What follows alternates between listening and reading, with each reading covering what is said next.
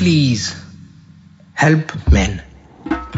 Men sitting at river, enemy come to bother. Men hit enemy with jawbone. Men kill enemy. Men strong. Men found fire. Men bend fire. Men hunt animal. Woman make food. Men fight war. Men return from war. Woman not home. Woman in factory. Woman make money. Woman buy house. Woman buy iron horse. Woman stand on head of men. Men hungry. Men crying in cave. Men don't know how to behave. Men strong. Men beat woman. Men don't know how to be men. Men want food. Men want woman. Men want babies. Cavemen. Men bend fire. Men read book. Men make many things. Enlightenment. Men feel empty. Men want purpose. Men want king. Spirit man. Men walk nice. Men talk wise. Men protect woman. Romancer. Men lost. Men want help. Men afraid to ask help. Men confused. Modern men, please help men. Grace and peace to all you kingdom citizens all around the world. Today we have a very special guest, a transformational speaker, a life coach, an author, a mom, the comeback kid. Simamkele Dial is with us today, going to talk about her life's journey and some very interesting things that she's written about, and we are going to talk about that topic, gender-based violence. So welcome and thank you for joining us today. Hi everyone. Thank you very much for the opportunity. I'm really blessed to be here. So as you said, my name is Simamkele Dial. I'm an author, I am a transformational speaker, I'm also a life coach, and we'll get into what my journey has been in the conversation. Yes. Yeah. And because we understand what's going on around the world is in a very interesting place, and we understand what's going on in South Africa with gender-based violence. And we thought it very pertinent as young people to discuss such an important topic. Now, I've had conversations with you before, and I'm actually quite glad that you're here today. And I thought maybe before we can get into the meaty stuff, you can tell us. I see you've got new projects. You're authoring, you're life coaching, you're doing the transformation speaking. So maybe tell us a little bit about your new projects. Okay, well, I just released 3 books at once under the theme Awakening series, and these 3 books have been basically my journey in mending the pieces that were broken from the sexual abuse, emotional abuse that I've experienced. So Masterpieces is literally about going back and mastering the pieces, connecting the dots, healing, finding the wounds and speaking to the wounds, healing the wounds, and also understanding certain patterns that I've developed because of the pain that I've been through. And out of Masterpieces, then Love Unscripted was birthed because how I related in relationships was greatly impacted by being abused as a child. And so I walked through the journey of being celibate and what celibacy means and what it revealed to me and what it is that I felt I needed to break in terms of understanding what sex was for me, because I had grown up thinking that it was a power tool or a love thing, and I only realized that for me, I use sex as a control thing. because it's what I was introduced to as a child. And so it was very dominant within my relationship. So the only way I knew how to communicate love was for me to spread my legs. So that's how Unscripted was, I Love Unscripted was birthed. And then the last book, which is Homeless, The Cost of My Obedience, just speaks about my journey in purpose and connecting the dots, because at some point I kind of left everything and pursued what I believed that God was calling me to do, which is being a healer, and being a healer through spoken word, through written word. And so, yeah, it brought a lot of pain along the way, but worthy. So, and that's why the cover has got a crown of thorns and a crown of gold, because there's a lot that I had to exchange for me to get to this place. No, thank you very much. I mean, with just your introduction, it's so loaded. Some of the things that you mentioned, you talk about a journey of full circle, but starting with abuse, and we know that usually in the media, when we talk about gender-based violence, I think sometimes we think one aspect of it, but and one of the things I think it's important to know, that when we talk about, say, abuse in general, we talk about people who are verbally abused, we talk about people who are sexually abused, we talk about people who are financially abused, psychologically abused, and the church itself is not immune to this. I mean, a lot of these things happen, and sometimes we put them under the carpet, and I'm glad that what you touched on, so the journey of experiencing the wounds, how it manifests, how one interacts, and also how you then connect the dots at the end later. And also how you, sorry to cut you, and also how you perceive God when you've gone through such, because there's also that element of, when you've gone through these ordeals, whether it's emotional abuse, financial abuse, sexual abuse, where you're asking yourself, was God there? Yes. Is he there? How could he let something like this happen to me? So it is also being able to connect who you are in God and how God is able to heal those wounds along the way. I like that. Actually, I would like us to actually unpack that particular part. So, where was God when this happened to me? So now, maybe for those who don't know your story, I mean, and you've shared it so many times and on so many different platforms, perhaps maybe if you just share it shortly, and then we're going to maybe explore some of the things that you mentioned a bit earlier. I mean, people who don't know your story, the fire that you've been through, if you can summarize it. So basically, I'm going to talk to everyone because you already know. I was born from an alcoholic mother, and between the ages of 6 and 9, I was raped and sexually abused by 3 different men. I then moved around a lot in my childhood, and then eventually went back home while I was in high school. And I've experienced rejection, I've experienced, isolation. And what had happened is that because of those experiences being in my childhood, they got blocked in my mind. And only when I was 23 going to 24, did the thoughts come back and the experiences come back. And that is where I literally had to pen down what I was experiencing, and that's how the first book was birthed, because it was literally a letter to myself and me trying to connect where I was at this particular point in time, because my childhood was so scattered. And so the first book then was birthed, My Pain Perfected, and finding purpose through pain.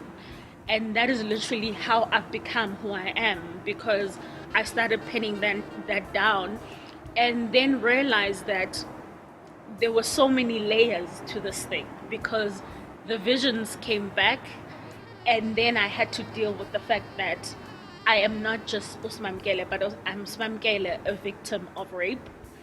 And what does that translate to me as? Who am I going to identify myself as? Am I going to go around with the emblem of victim all the way?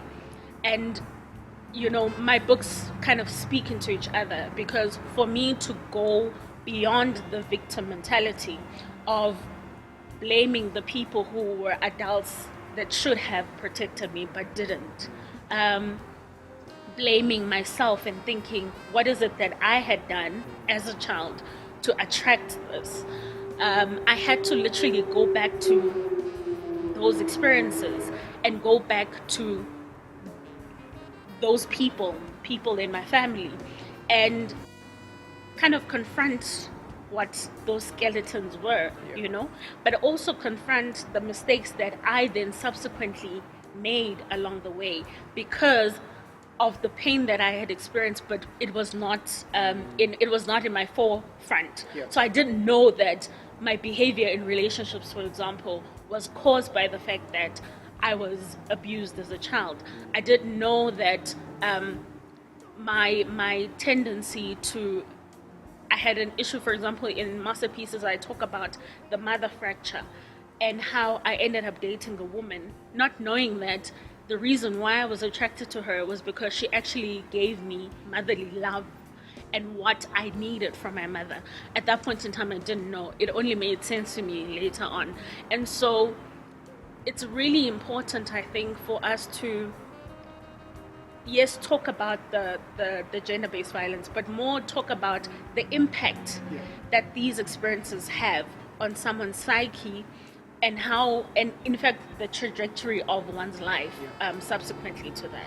I like that, actually. And as you described it, you describe actually the journey, and I wanted us to actually just bring it a bit back. Okay. So precisely to where you ended it, because sometimes, you mentioned the trauma that happens, and one of the things that happens is that people block out certain traumas that they experienced as children, and later on, they come back.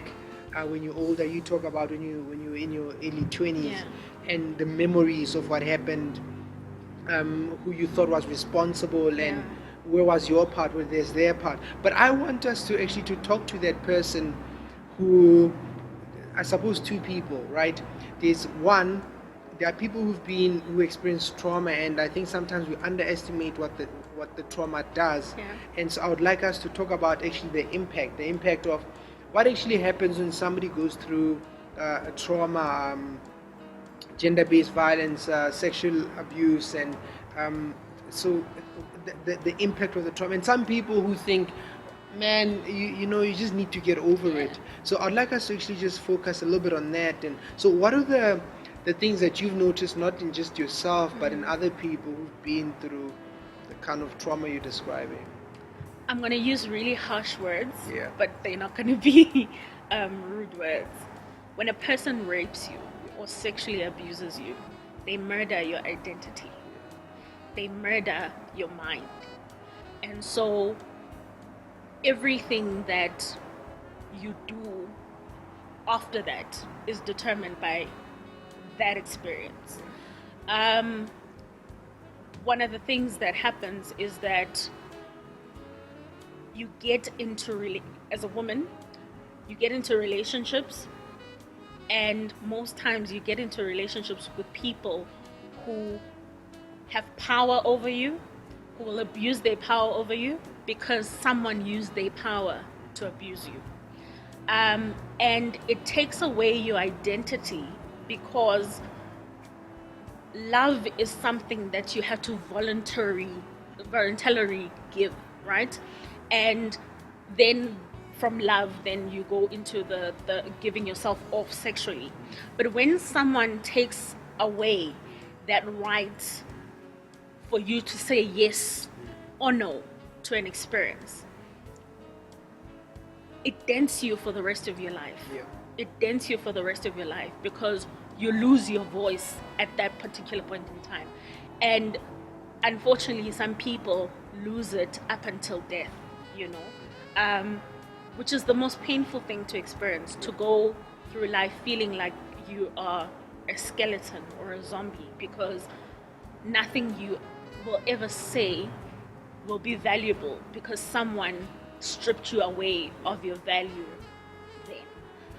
I mean, I can actually relate to that because in counseling and therapy, what I've noticed is, when you talk about identity, I've seen how abuse actually arrests you.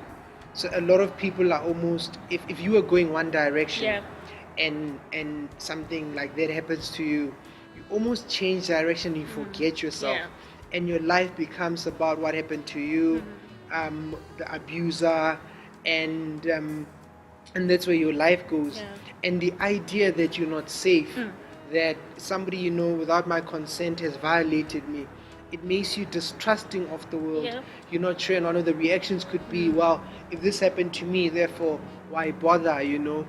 When people talk to you, if somebody approaches you and they tell you that they love you, and one of the things you struggle with, but what is skeptical, like, what all do you the love, time. what do you Exactly. like, Exactly. Yeah. And even the view of yourself bringing anything to the fore that is actually of worth becomes a conflict within you. So in a context of a relationship, for example, someone could be with you, cheat on you, and do all sorts, and you'll be accepting of such because you feel you're unworthy, and that unworth comes from the experience that you had. So it really it strips you away of so much. So there's so much damage, that happens, and I think I've also seen that a lot where a person feels damaged. I think when you use the word murder, I can see that because something in you has died. You feel so damaged, and you don't understand why you can be loved, and how somebody would bother with you. And I know people also struggle with, say, flashbacks, and people struggle with trusting people. People struggle with, I suppose, trusting God, which leads me maybe to the next question, which is what you touched on. So very often when things like this happen, the question is, but where was God when this happened to me? And if God can allow this thing to happen, so am I safe? Can I really trust anything? Would you mind speaking to that? That is such a difficult question to tackle. And it's difficult because it's something I struggled with. To reconcile with a God who loves and still allows pain. And, I had the question so many times, where were you? And if you did love me and said you've got plans for me, why did you allow it to happen? There's something that Ravi Zacharias, I think is his name, when he describes, when he's asked, I think in America there was a situation where some boy came into a university and started shooting people, and one of the guests then asked, why did God not hold the trigger? And his response to that is, God basically gives us the freedom and will. And so in the same way that I have the will to choose between right and wrong, another person has the will to choose between murdering someone and not. And I think probably that was probably the first time something clicked in me, where I was, and he said, you might as well ask God to freeze the water before it burns you, type of thing, if you're holding a hot cup, a cup filled with hot water. And so I think that was the first click for me, because I felt it's not that he didn't love me. It's because someone who was God created as well made a choice to violate me. And in them making the choice to violate me, it was God's responsibility to deal with them in whichever way he felt was worthy for them to be dealt with. But I needed to shift my perspective and say, instead of hating God, I don't have anyone that, and unfortunately for me, because my parents also died while I was young, I didn't have the privilege of going back to my parents and being like, why didn't you take it? Why couldn't you see it? And all of that. So God was literally my only help. If He wasn't going to fix it, no one else was going to fix it. And so I had to go back and say, was there purpose in this pain? And it's unfolded itself to show that there was purpose in the pain. And some days are easier than others, because some days you're just like, I could have just been a normal human being, without all of these things, these frills. So it's a continuous journey. And I think that's what I'd want to say to anyone, that the healing journey and healing yourself spiritually and finding yourself in God in the midst of the pain is a continuous journey. It doesn't stop. But we are nothing if we don't have God. And if we don't have Him whispering, I love you, to us, restoring us back into our identity. This is what I birthed you for. This is what you were called to do, and it is out of the pain, for example, in my life, that I realized I was called to speak life into people's lives. And so maybe if I wasn't broken as a child, I wouldn't have the influence that I have now, It might have taken that much pain, but it also took me actively seeking God in the process. So you don't stop because you're questioning God. In fact, I think God loves it when we question Him. He loves it when we say, let's have a conversation. You sit there, I sit here. Tell me why. I think He appreciates that more than us wanting to cover with our masks and our makeups, and that time you're dying inside because you're experiencing all this pain. I think God prefers that you actually, He says, come, let us reason, So I think He prefers us going back to Him and saying, make sense of the pain. Give me the reason. And the reason may not be apparent at the first go. It may take years and a lot of unfolding for you to get to the answer. But had I not been Simamkele, who was raped as a child, had I not been the kid who was rejected, who moved around a lot, who had an alcoholic mother, I would have never realized that I could actually impact people's lives or even write books. What you're touching on, I think, you're saying it as you're saying it, I'm also thinking about, this is hard, right? Yeah. This is difficult, and I just think of Christ, when He was being crucified, and the ability to be able to forgive. And I think we are touching on issues around father love, and I think a father who's able to do that. So I'm also reminded of the story, I think in 2 Kings, the story of Tamar. Tamar gets sexually abused by her brother. Father says nothing. So I'm bringing this to talking about God, talking about David the dad, and the silence then and in society, because you also spoke about you couldn't go and ask your mom and dad about what happened. So I just wanted to talk a little bit about when things go bad, when as a church people say nothing, but as a family where people keep hush hush, don't bring it up. How did you know this happened to you? Because a lot of people struggle with that. They say, you meet older people who say, I never told anyone. In fact, I just told my husband now, And part of why I didn't say is that as a child, I thought if I told my mom about what happened, she would have asked me, how do you know? You must have wanted this, So to talk a little bit about that, how the family and how the support system actually also responds to people who've struggled. So I'm going to be very practical with my experience. When these memories started coming back. When you're having flashbacks. When I had the flashbacks, I didn't have anyone to talk to. And I didn't have anyone to talk to because, one, I feared the question, how do you know that really happened? But secondly, I also had a complexity within my family because no one had really, the only person who had really taken responsibility for me was my grandmother.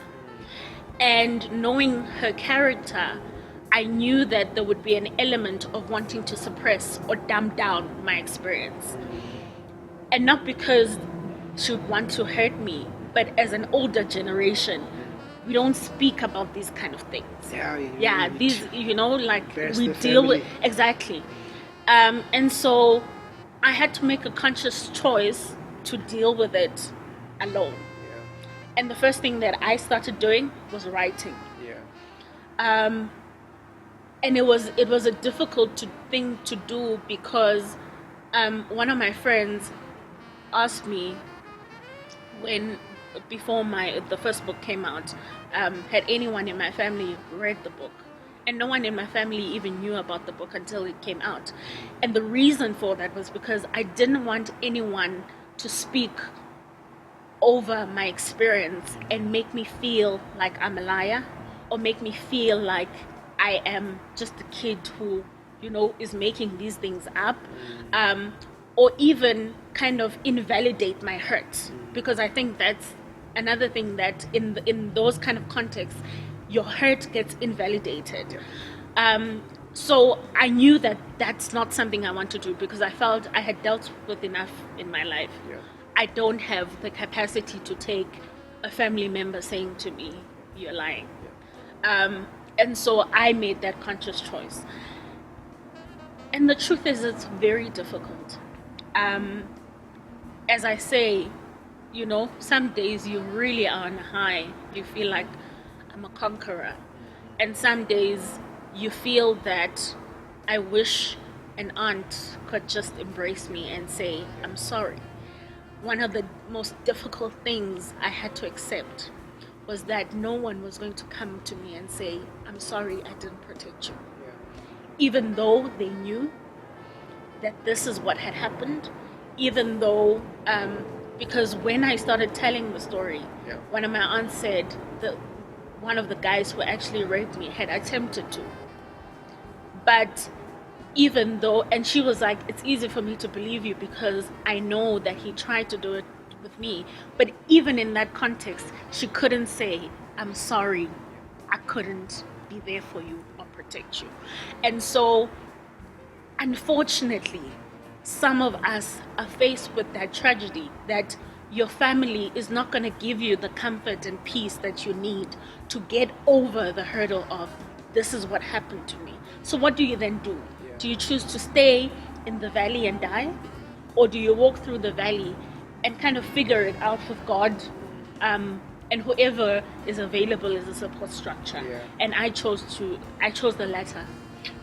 And I think, if I can say this, I think one of the things I find interesting about, or not interesting, one of my desires, if as a group of people, as a family, if we could create spaces where it's okay to talk about things, not to invalidate people's experiences. And if somebody's going to come and share something very deep and important like that, to actually acknowledge that and help the person, because it's a big thing with the family, and I think it would go such a long way if somebody's struggling and then we'd embrace that and not gossip about them or second guess them, but to truly embrace them and help them understand, or help them feel that that there is support.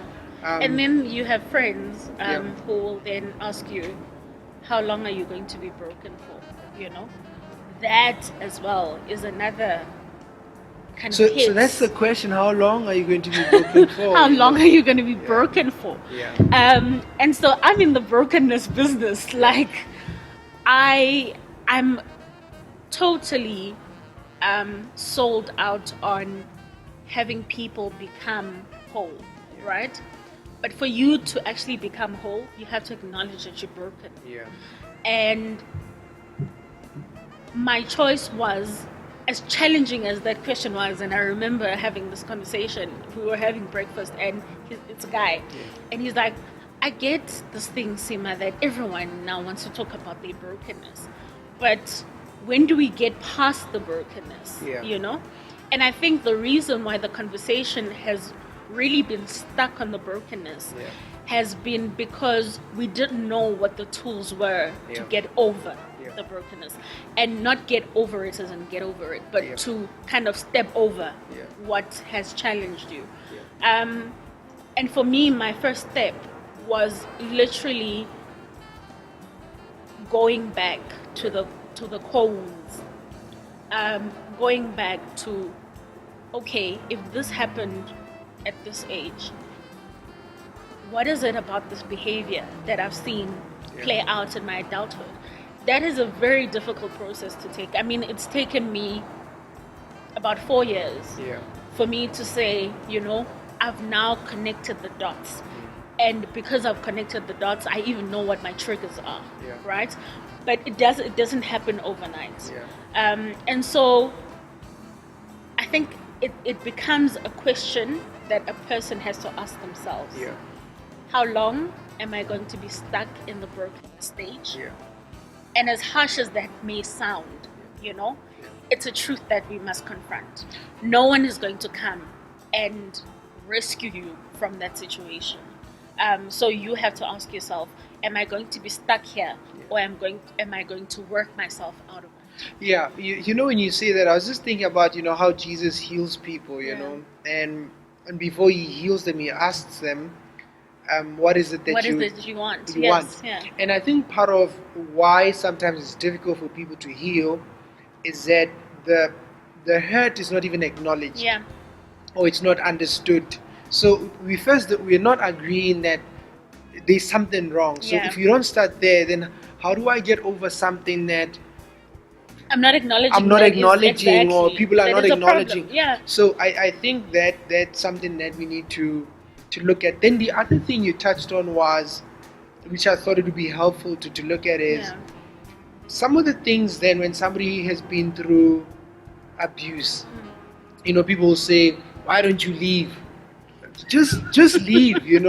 Why don't you just get over it? So what are some of the things that maybe if somebody has experienced trauma, they might be doing, and maybe start repeating the cycle that Yeah. they might be doing unknowingly? Maybe you're attracting abusive people, manipulative Yeah. people.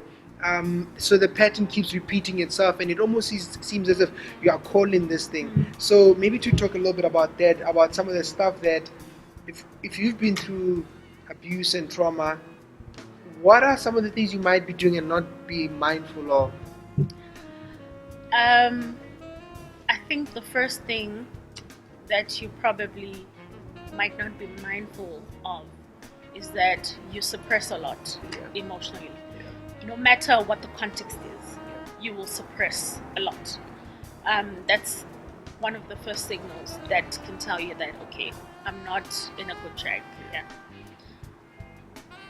But I think most of the other kind of patterns that we recognize manifest themselves in the relations that we have. Because you lack a relation with yourself, right? You relate to other people from a place of lack. Yeah.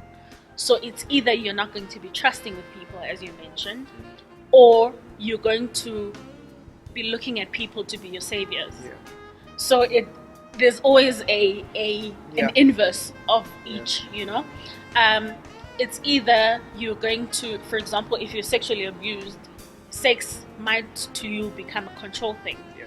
And you have no value beyond, or you see yourself to not have any value beyond giving of yourself, your body. I think the other thing that, probably because I've also encountered a number of people who've been beaten by their partners, that there's a play in your mind that you'll never be anything without this person. And because you have that in your mind, it's so difficult for you to detach. Yeah. And why is it because it's difficult for you to detach? Because you don't have relation to yourself. Yeah. And so you define love through this person's lens. Yeah. Whatever he says you are, that's what you believe you are, because you haven't crafted or identified what love is for you. And I mentioned this in one of my YouTube videos, that I needed, because I now had identified what my triggers were, I needed to redefine the role that I wanted to play in a relationship. So I didn't want to be dictated to, but it needed to be an equal space for us to relate. And so there's a number of things. I think also you become very manipulative. Yeah. In what sense? In very many different ways. Within friendship contexts, you constantly want to be the one who's, I don't know whether spiritually righteous is the right word. And in fact, not even in friendship context, in a lot of contexts, you'll find yourself judging other people more because you have no self-awareness. Yeah?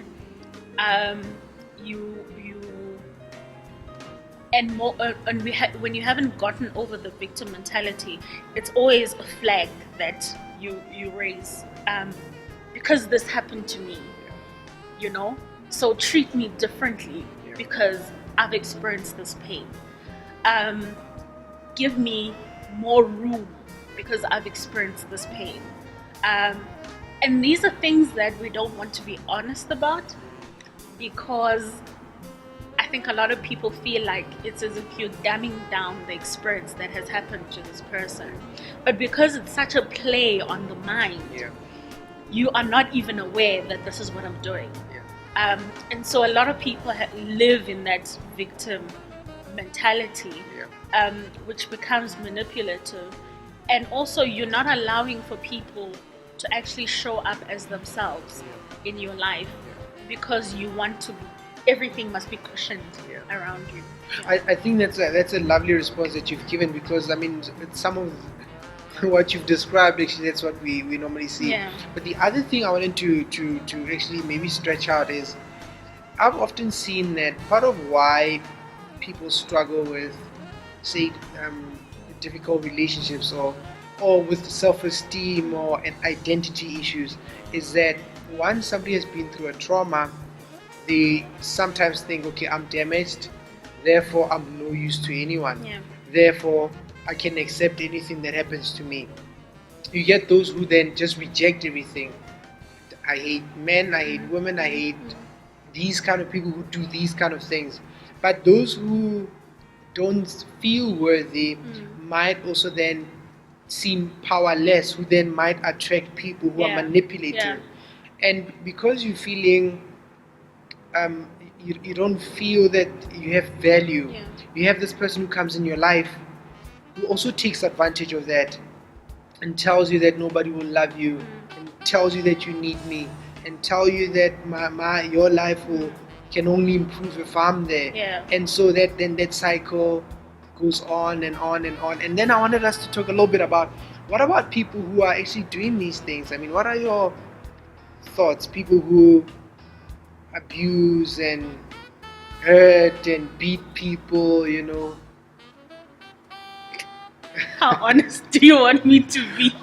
I'm asking it because it's important. Because part of that, at some point we talk about forgiving and, and especially, I mean, I've had some encounters where people say, but you know what the Bible says, you have to forgive, and so there is something to be said about people who abuse, and should they be cast into the sea? Should they be given a program? Should they be helped?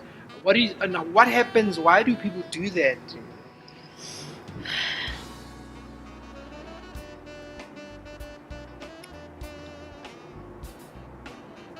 One of the reasons why I never opted to go for the legal route, in my experience, was because I think I had experienced too much pain that I didn't need for the justice system to reaffirm to me that this is what the damage these people did had caused. Well, one of them had already committed suicide. And I wondered, what I would want for God to do or for other people to do. I don't even think jail is enough. Yeah. Because when I was giving you the description of that person murders your mind, murders your identity, the work that you have to put in to reinstate who you were before the fact is such grueling work that sometimes you just want to die. And so I don't even feel jail is a fair, Yeah. price for them to pay. But also, I don't know if death is the best way. And the reason why I'm saying I don't know if death is the best way is because I would want for a person who has abused anyone to live and feel the suffering that the victim has felt. Yeah. But what do we do in situations like Yokarabo Mokwenas? And this Tsehofatso, where a person is murdered in such a horrendous way, and all this person is going to get is jail. So I don't know where I stand. Precisely. That. That's why I asked. I really don't yeah. know where I stand with that. I don't know what's. And there's also that Christian part also where we must apply grace. So. So yes. Yeah. I don't know where I so stand. I think I think it's a difficult thing, and that's why I ask it, because I know that's where we struggle there. So people have abused, and I think we probably need different responses. I do think that people should be reported. I think if somebody's a danger to family members, to colleagues, and I think people should be reported. And I think the police those cases should be treated with the necessary respect. I think people should serve their sentence. We can forgive them, but I think we can forgive them whilst they serve the sentence. I think because ignoring such things, and people tend to repeat things like that. I also do think that people also need counseling and help, because I also don't imagine that people just wake up and want to hurt people. I think part of what happens is that people have also experienced stuff. Similar One of the things stuff, we don't talk about is men who are abused as little boys, and nothing is said, and people don't comment, and then and men just grow and things happen to them. They don't say, "Oh, you've learned." It's a norm, you grew up in a house that is what's happening, and I think maybe you also have some wrong ideas. I think some of that needs to be corrected. You want to say something, yeah? I wanted to go back to the forgiveness thing. Yeah. And to anyone who might be waiting for an apology. Yeah. That might not come. That might not come. That rarely comes.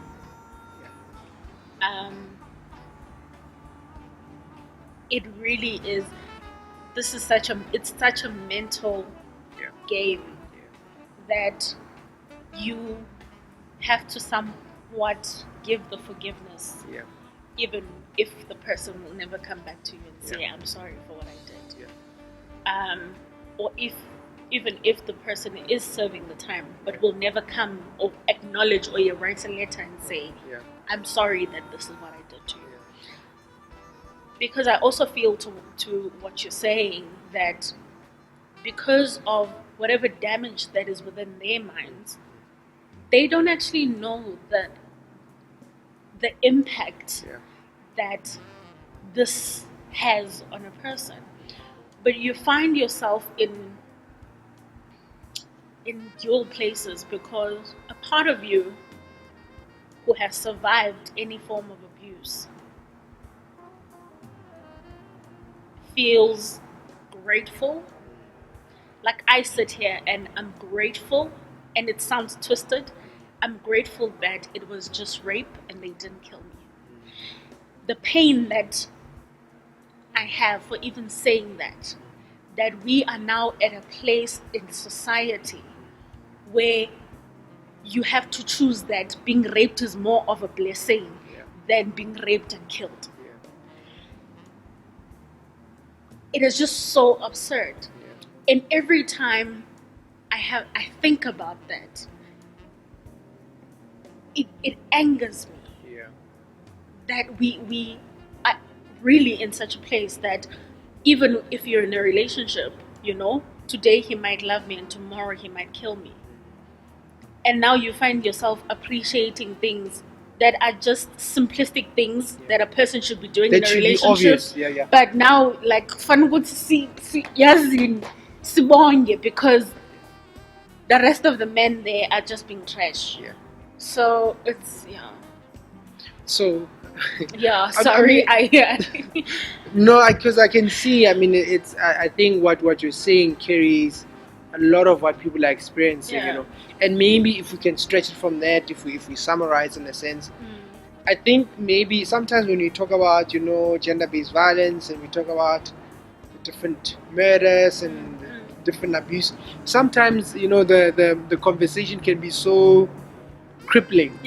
And I think maybe I'd like us to spend time maybe talking about what is it that as young people we can do about this whole thing. How do we turn this around? Because every year we tweet, we march, but what is our responsibility?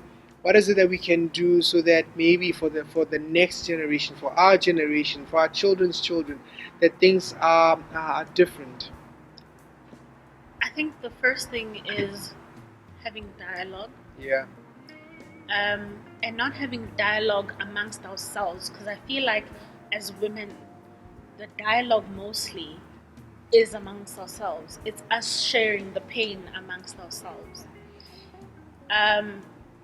And although there is a revolution that's coming where men are standing up and saying no, and marching, but I think there's more dialogue that needs to go into this, because amidst those men who are marching, there are a few who might actually have already raped, have already beaten their partner, or are going to. And so to unpack the different things that happen within the male mental space, either from past experiences, the lack of male guidance and fatherhood, we need to have conversations about those things, because those things have an impact on how men relate to women. And maybe that will bring an understanding of why there is this hate that men have over women, so dialogues, but I think we also have to be active in protecting our children. I realized, I think a few days ago, I was changing my daughter's nappy, and I stood there and I teared up, because she's about to be 4 months, and I wondered what goes through a man's mind when you're going to rape a 2-month baby.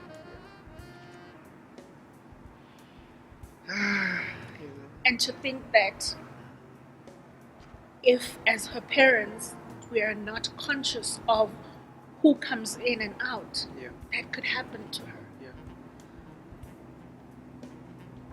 It breaks my heart. And so we ought to be active in terms of screening the people who are in our lives, and not taking things at face value.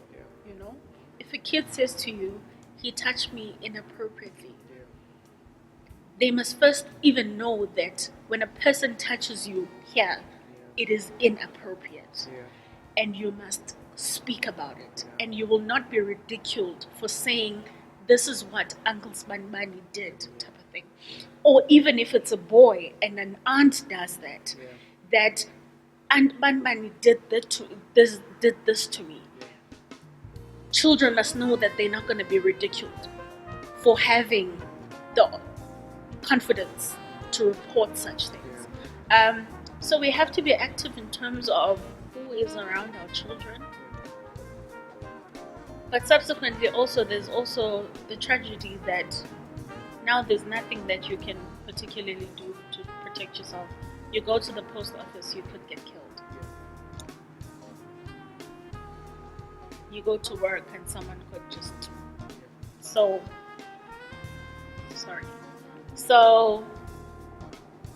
yeah. I mean, I hear what you say, and I can even see when you just think about it.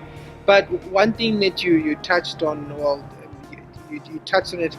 I think the family. I think there's a huge problem where our families are not set up the way they're supposed to be, and Black families yeah, and speaking Yeah. is a problem. The two just there's a disconnect. yeah. But I think there's a history to it. You know, I mean, they did a study. So they find that it's families are different. You know, fathers are more present in Indian homes and in Caucasian homes, and in colored and black families there's a disruption. But then we can talk about maybe what happened. You know, Yeah. when we set up the fathers, when they had to go to the mine, there was a vacuum in bringing the child, and the moms are stressed out. But I think if we can return there, I think if we can be home and protect our children and be present and not just be there physically, but be emotionally warm and help protect your children and help raise your children. I think when we raise the boys and girls, we don't need to tell the little boy that you're the man of the house and your sister is just somebody who's supposed to serve you. I think we need to correct those things as we begin. And I do believe that if as young people that we are honest with each other, that if you have intentions of dating a person, that Be clear. you honor them, Yeah. that you're not there to take advantage of them, that you do the right thing, that you if you feel they are worthy, then go all the way, you know. I think we need to do that. I think the other things we need to do is to know that, you know, evil succeeds when people do nothing. Yeah. And so it's a responsibility for us to speak up and to make a difference. Yeah. That yes, we can say, I mean, the world is terrible, but we are in the world. So but we're supposed to be the salt and light. We're supposed to influence the environment. So we should take that mandate and say, well, then I'm gonna start with myself, but I'm gonna do something. If I see somebody struggling, if my sister is struggling, then I'm gonna do something about it. Yeah. And I will certainly not be the one who's injuring my sister. And I do think that young people should also, what might help us is to know that, but it's important to live a life and not be afraid. Yeah. And to not have a society where you're afraid to go to the post office or to just, you know, take a jog, and I think as young people, if we can realize that we also have a part to play in this, I think we might have a different story with our families, with each other, with getting involved and not just pointing fingers at the church or the politicians, but to pick up from that. I think the importance of what you're raising is for me as a woman to know that I am my brother's keeper. Yeah. But he knows that I am my sister's keeper. Yeah. And that lacks. Yeah. It lacks in the church context. Yeah. It lacks in society as a whole. It lacks in families. And I think whether we are parents or children, there's an issue of us evolving with time. Yeah. When I started speaking out about my story, it was such a weird thing to do. And I would speak at churches, you know, and you'd find older women coming to me and saying, thank you for sharing that. Yeah. I know these children need it. But she couldn't break the barrier because you can see that she's experienced it, but she can't say, I know what you're talking about. Yeah. And I feel that as parents, we should evolve. Yeah. As children, we should evolve. Yeah.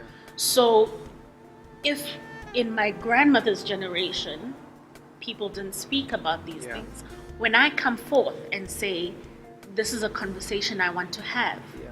then let's not make that taboo. Yeah. Let's not make it like I'm just a black sheep child Yeah. who doesn't, who wants to go her own way and wants to drag the family name, because that's another thing. Yeah. You are dragging the family name Yeah. because now you're Simamkele Dial who'll be known as a victim of. Yeah. And so it puts a bad name on us Yeah. because where were we when this happened? And Yes. So if we would learn to evolve and be kind to ourselves, Yeah. we would be kinder in relating to other people and be accepting of other people's stories Yeah. without wanting to add your 2 cents on someone's experience, Yeah. to dumb down the experience, Yeah. to judge the experience, Yeah. where a person can literally tell you that this is what I've experienced and you don't have any agenda. It's like, I'm here to be present and listen, Yeah. and you will tell me how you want me to handle your story. Yeah. We don't have that emotional intelligence, and it's something that we need to hone as a people, because we also need to know how to show up for other people. Yeah. Some people who've experienced abuse need time to process, and you need to know that now is not the time to talk, it's the time to allow this person to process, and now is the time to talk. So for you to differentiate those times, and in the church world, we say you need to discern. That discernment is actually emotional intelligence, where okay, now is not the time for me to put my opinion out there. Yeah. It's for me to actually listen and ask, what does this person need from me? Not assume. I think, wow, we ran out of time. I think that's a beautiful place to pause it, And I'm sort of reminded of Cain being asked the question, where's your brother?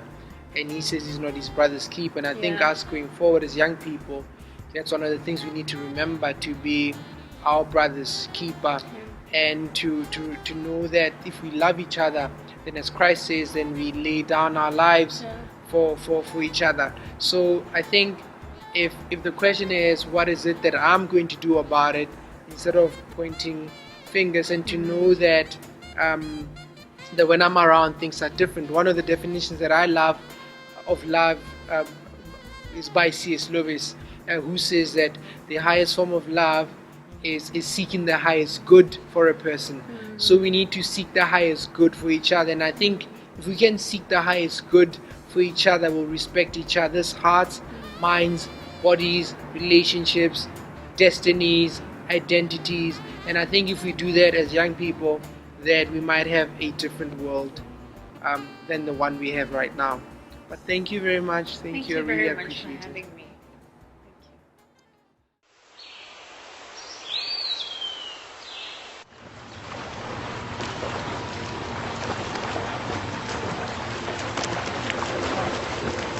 As I have your attention, please listen to my petition.